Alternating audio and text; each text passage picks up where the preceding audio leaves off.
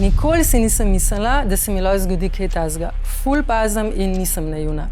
Na marketplaceu sem prodajala voziček, ki ga je naša Lara prerasla. Dolgo ni bilo nobenega odziva, potem pa mi piše en tip, da bo poslal kurirja in da ne vpišem kreditno kartico na eno povezavo, da mi bo takoj nakazal denar.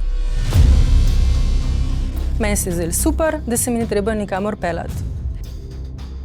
No, 5 minut kasneje pa začnejo kapljati SMS-i in zgroženo sem lahko samo gledala, kako se mi prazni račun. 1500 evrov, adijo. V prvem koraku goljuf predlaga, da ti kupnino nakaže na tvojo kreditno kartico. Pošlje ti link do spletne strani, kamor vpišeš številko kartice. Potem ti prek četa reče, da moraš potrditi transakcijo v svoji mobilni banki, ker pravi, da je to standarden postopek. V resnici pa opravi nakup v neki tuji spletni trgovini ali pa kupi kriptovalute s tvojo kreditno kartico.